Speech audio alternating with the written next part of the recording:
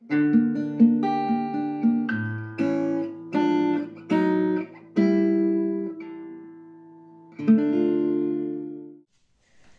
dia, boa tarde, boa noite, queridos telespectadores. Eu sou o Guilherme Góes. E eu sou o Gabriel. Nós somos os membros fundadores do grupo Reintegrados, o grupo que é dedicado à disseminação da cultura e do conhecimento. E o nosso tema de hoje é um tema bastante especial. Iremos falar sobre... Pessoal, tudo bem com vocês? Hoje nós vamos falar sobre os obstáculos da psicologia moderna. Nós vamos abordar não somente por um viés teórico, até porque o viés teórico ele exige um pouco mais de aprofundamento técnico. Nós vamos abordar de um viés histórico, de que modo a psicologia, a psiquiatria, ela mudou o seu público-alvo, o seu nicho de mercado, desde antigamente até o período pós-anos 2000. Nós vamos abordar isso e como essa mudança e como essa transição de público e também de nicho de mercado, de diagnóstico amplo do perfil social, influencia a sociedade e o corpo da estrutura social como um todo. Primeiramente, Guilherme, eu gostaria de entender, de analisar a sua visão sobre as causas, porque assim, como nós sabemos, a psicologia, ou melhor, a psiquiatria também, ela evoluiu de uma maneira que antigamente a população, em sua maioria, era psicótica. Infelizmente, nós tínhamos os manicômios, os centros de aprisionamento e de contenção. O que é uma pessoa psicótica? É uma pessoa que tem algum transtorno mental, uma pessoa que tem uma patologia clínica, uma esquizofrenia ou alguma perturbação mental, algo que é diagnosticado e que prejudica de fato a sua existência, algo que é inevitável, que ela não consegue tratamento de qualquer maneira, ou então que consegue um tratamento muito dificilmente.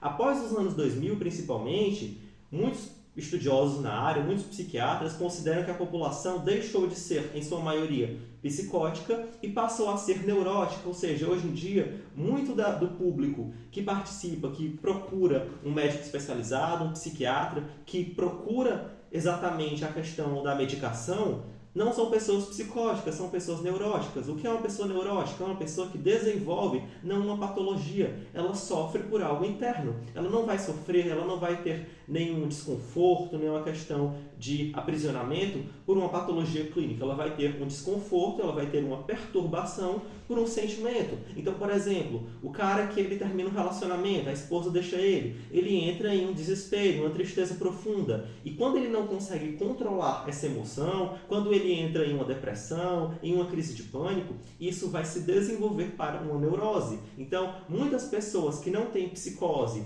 que não têm diagnóstico clínico, ou seja, patologias graves que realmente perturbam o indivíduo, vão ao psiquiatra, vão buscar medicação, remédios que têm realmente o intuito de controlar a sua condição clínica, mas não por terem uma patologia, sim por terem uma frustração, um sentimento com o qual a pessoa não consegue lidar. Então, Guilherme, eu gostaria de ver a sua opinião. O que será que causou isso, essa mudança de um público que tinha uma patologia grave para uma população que sofre, mas não sofre por uma condição clínica, e sim por um sofrimento interno? Será que as pessoas elas passaram a ter mais problemas ou então as pessoas perderam sua capacidade de lidar com suas próprias frustrações?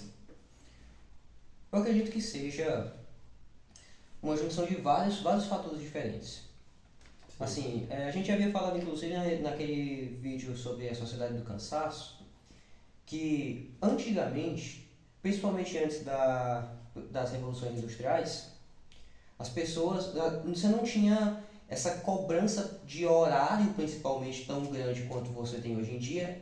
Todo mundo de ordinário trabalhava mais ou menos como é hoje em dia o trabalhador que faz bico. Você tem uma flexibilidade muito grande com relação a horários. E outra coisa, não havia uma distinção tão grande entre o que é momento de trabalho e o que é momento de lazer. Em geral, as pessoas elas se divertiam durante o trabalho. A gente vê, não é tão comum a gente ver isso em filmes, mas de vez ou outra você acaba encontrando pessoas trabalhando ali, cantando, sempre junto dos seus amigos, junto da sua família. Então, o trabalho em si, apesar de ser um sacrifício, de ser uma coisa penosa, ele tinha um elemento de divertimento, coisa que foi se perdendo com o tempo. Então, isso, logicamente, isso vai ajudar a criar uma sociedade que tem problemas neuróticos. Outra coisa também que a gente tem que prestar atenção, olha, a psicologia em si, ela mudou muito. Ela mudou muito principalmente depois da modernidade, onde veio surgir novas teorias, onde veio surgir novas noções antropocêntricas, já se distanciando um pouco mais do viés tradicional, do viés mais antigo. Então, assim, com o tempo, a nossa sociedade foi migrando cada vez mais de um ponto de vista que entendia a psicologia como algo que tratava única e exclusivamente de condições clínicas graves, pessoas que têm problemas como, por exemplo, esquizofrenia, para certos problemas que são até cotidianos da pessoa, certas frustrações, coisas que normalmente as pessoas não iriam, em outros tempos, as pessoas não iriam recorrer a um médico, a um profissional específico para estar lidando com aquilo ali. A pessoa ela iria estar recorrendo a outros meios, e normalmente seria justamente o próprio trabalho. A pessoa ia buscar se distrair daquela situação. Isso é uma coisa que acontecia muito. Hoje em dia a gente já vê que tem se mudado mais essa noção. E lógico também, né, com o surgimento das doutrinas que venham surgir depois do período moderno,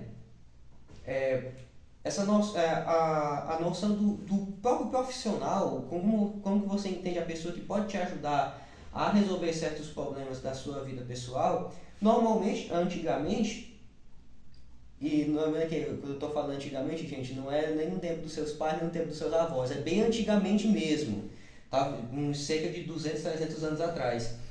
Você entendia, era consenso, todo mundo entendia assim que esse tipo de coisa quem tem que tratar é um líder religioso. Hoje em dia você já não tem mais essa noção, pelo menos não tão forte dentro da sociedade. Ela existe ainda, mas não como era em outras eras.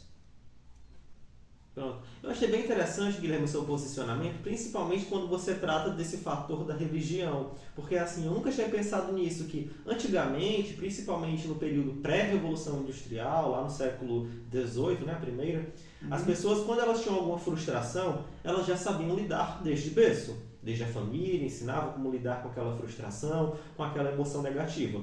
Caso não conseguissem, recorriam ao líder religioso, a sua fé ancorava aquele sentimento, a pessoa entregava a sua desgraça, a sua mazela para Deus, para que Ele resolvesse e tomasse conta. Hoje em dia nós vivemos em uma população, em uma sociedade que é muito descentralizada no quesito religioso. Muitas pessoas hoje em dia não têm uma preferência, uma tendência religiosa, então acabam gerando essa frustração em si próprias. Mas aí, de modo geral, o que você acha que de fato mudou, o que causou essa transição na psiquiatria, por exemplo, das pessoas que não são psicóticas, mas sim neuróticas, buscarem mais medicação controlada, séria, que tem efeitos colaterais graves? Foi porque surgiram mais problemas, a demanda, a questão do status, da autoafirmação diante da sociedade, ou é porque definitivamente as pessoas perderam essa capacidade de lidar com suas próprias emoções? Olha, algumas coisas têm que ser pontuadas em relação a isso. Primeiramente, as pessoas elas têm uma tendência, isso é natural do ser humano, a sempre querer ir pelo caminho de menor resistência. Muitas vezes, parece ser muito mais fácil, parece ser mais conveniente a pessoa estar recorrendo a uma droga para poder estar aliviando um sentimento ruim que ela está sentindo, do que de fato procurar uma solução que vá de fato na raiz daquele problema, porque às vezes isso vai exigir um esforço muito grande da parte dela. Na maioria das vezes vai exigir um esforço muito grande da parte dela. Às vezes a pessoa vai ter que se confrontar com certos hábitos que ela tinha, que ela vai ter que deixar, ou que ela vai ter que modificar. Ela vai ter que fazer quase que uma revolução da sua própria vida para poder estar resolvendo certos problemas, e às vezes ela não quer fazer isso porque isso é uma coisa que é muito trabalhosa, isso vai causar um desconforto muito grande. Parece ser mais conveniente, por vezes, a pessoa buscar um medicamento. E evidentemente, aqui gente, a gente não pode ser ingênuo com relação a isso, existe toda uma indústria por trás também do ramo da psicologia. Então, existe propaganda, existe tendência de mercado. Cara, uma pessoa de má fé, um capitalista de má fé olhando um negócio desse daí, cara, o que você acha que o cara vai pensar? É uma oportunidade de vender mais e mais e mais e mais e mais. Vamos viciar as pessoas em remédios que vão aliviar o sintoma que você está sentindo, que vai te fazer voltar para a clínica e não vai resolver o seu problema. Pronto, só não podemos citar nomes, né, de empresas e instituições, porque senão o martelo do cancelamento vai estourar. Mas então, pessoal, é o seguinte, realmente tem vários pontos com a fala do Guilherme com os quais eu concordo. E aí o que eu acho a respeito dessa causa, dessa transição? É porque, por exemplo, um dos fatores que eu percebo é o seguinte, antigamente, como era que funcionava a criação? Antes as pessoas tinham muito aquele hábito, aquelas histórias, de que, por exemplo, se você fosse para a rua, a sua mãe dizia, se você apanhar lá fora, você apanha aqui dentro de casa também. Entendeu? Tem muita gente que tinha esse hábito, que tinha essas histórias para contar, porque foram criadas nesse âmbito. Então, qual era a influência? A criança, desde cedo, ela aprendia a lidar com suas frustrações. Ela pensava, eu não posso apanhar na rua, porque senão eu vou sofrer uma dupla sanção. Quando ela caía, ralava o joelho, ela tinha que lidar com aquele sofrimento. Às vezes ela não podia recorrer tão constantemente ao pai e à mãe, porque eles reclamavam. Hoje em dia eu percebo que, porque por exemplo... naquela época o betiolate doía, cara. É verdade. Eu tinha uma vez, eu nem betiolate usava, minha mãe tacava era álcool em cima dela. Pior. É doido. Eu tinha mais medo do álcool do que ele me machucava.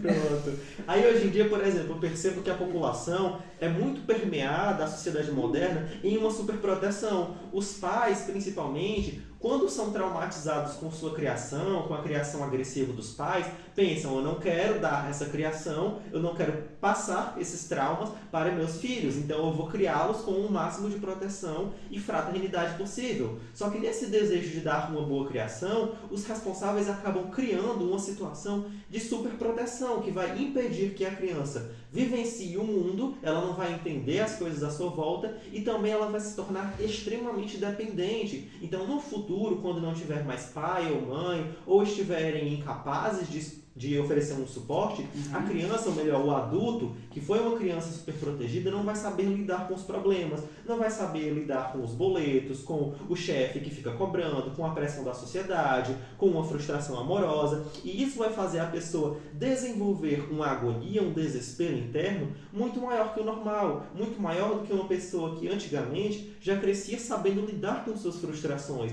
Por isso que ela vai recorrer, muitas vezes, a drogas, a medicações psiquiátricas, que exigem realmente uma regulamentação.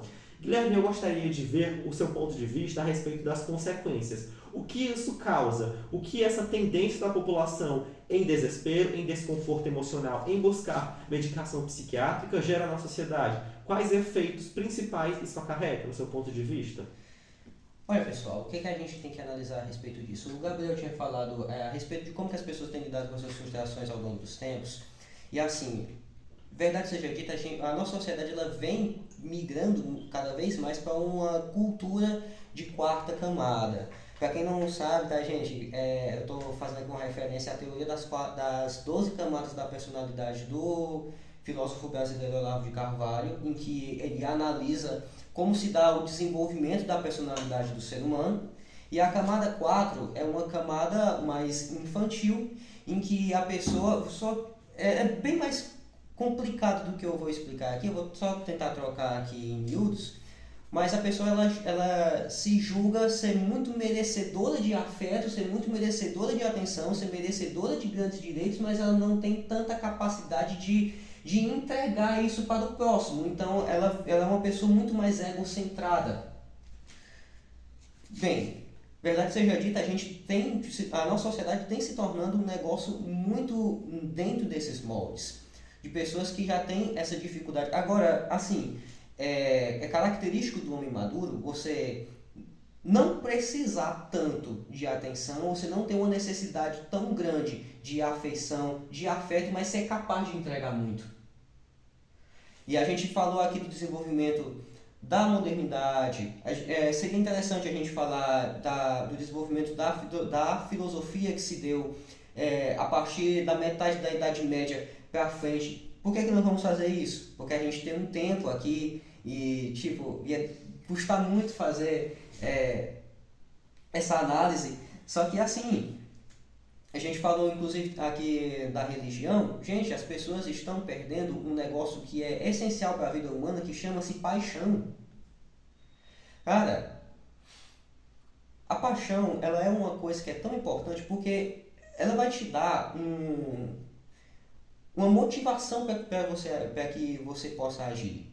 E ela te dando essa motivação, cara, você já consegue evoluir dentro da sua maturidade ao ponto de que você já consegue, olha, você tem essa noção de que eu posso, eu devo, eu consigo empregar um certo esforço sem precisar que elementos externos devolvam esse esforço que eu estou empregando, porque eu não estou empregando isso, eu não estou fazendo isso para para ser benquisto pela sociedade, eu não estou fazendo isto para que certas pessoas gostem de mim. Na verdade, seja dita, o homem maduro ele já é uma pessoa que ele compreende que a maioria das pessoas já não estão muito se importando com você. Mas a gente está fazendo. A paixão ela é um negócio que ela é quase como um fim em si mesmo. Ela se torna um fim em si mesmo. Você acaba fazendo uma coisa simplesmente porque sim. Isso é uma coisa, cara, antigamente era muito comum. O meu avô, cara, a gente falando aqui, olha, a respeito de como que as pessoas antigas lidavam com problemas relacionados a trabalho. Gente, o meu avô, eu tinha falado isso, né, em outros vídeos. Foi um homem que a vida toda trabalhou das 5 horas da manhã até as 6 da tarde. Ele não voltava para casa para o almoço, porque o trabalho dele sempre era muito longe. Foi agricultor a vida toda, nunca trabalhou em terreno próprio. Tinha em uma época que a inflação subia quase que 100% todo dia o preço das coisas estava diferente. Ele teve que cuidar de uma casa com 11 crianças e mais a minha avó também. E assim, uma pessoa, cara, você conversando assim com meu avô, uma pessoa muito forte, uma pessoa muito saudável, uma pessoa muito pra cima, conseguiu lidar com isso muito bem. Por quê? Porque lidar com essa situação, bancar a família era uma coisa que já valia para ele, entendeu? Para todo mundo, era de ordinário, as pessoas antigamente tinham esse tipo de noção. Aí, é lógico, é evidente que você vai perdendo isso, você vai perdendo essa visão, que é também uma visão mais transcendente da sua vida, também é uma visão mais transcendente dentro da Bíblia Sagrada, na carta aos Romanos, capítulo 2, eu não vou me lembrar como é que é o versículo exatamente, mas o apóstolo Paulo ele nos ensina que Deus ele recompensa o amor com vida eterna. Deus recompensa o amor com vida. Então assim, cara, a pessoa vai perdendo essa noção, é lógico que você vai perdendo perspectiva de futuro. Você fica com aquele negócio na sua cabeça que você tenta imaginar como é que vai ser o seu futuro e ou você imagina uma tragédia ou você não imagina absolutamente nada, fica aquele vazio. Então é como se a vida da pessoa perdesse o sentido. Ela está simplesmente existindo por existir. E é lógico que essa pessoa ela vai sentir uma necessidade muito grande de buscar em um elemento externo, seja um vício em drogas, seja um vício em uma vida libertina ou em qualquer outra coisa sensorial imediata, algo que vá, de certa forma, amenizar esse sentimento ruim que ela está sentindo. Uma sociedade que vive na base da expectativa, né? Exatamente, na base da expectativa e na base da expectativa do que é mais sensível e imediato, do que é mais animal. Eu acho interessante, né, que os teólogos, os filósofos antigos já diziam que a nossa sociedade ela viria a se tornar uma sociedade que cultua o próprio ventre. Dentro da metáfora de Platão, da tripartição da alma, que é a alma irascível, concupiscível e racional, a parte do ventre é a parte mais animal do ser humano. É aquela que você não tem a sua racionalidade e que você não tem a parte da virtude, que é o quê? Essa sua concupiscência, esse seu impulso natural sendo direcionado para uma finalidade específica. Entendeu? Então a pessoa ela fica realmente, como diria também o próprio apóstolo Paulo, se eu entregasse o meu corpo para ser queimado, se eu fizesse isso, se eu fizesse aquilo e não tivesse amor, seria como um metal que soa, seria como um sino que tine. O próprio Aristóteles, né, diria que seria como o fogo que queima, está escrito mais ou menos isso lá na Metafísica de Aristóteles, se referindo às virtudes, a como que o ser humano ele é um ser que, diferente dos outros animais, não é totalmente determinado pelo próprio instinto. Então a pessoa ela vai perdendo isso e ela vai cada vez mais se animalizando.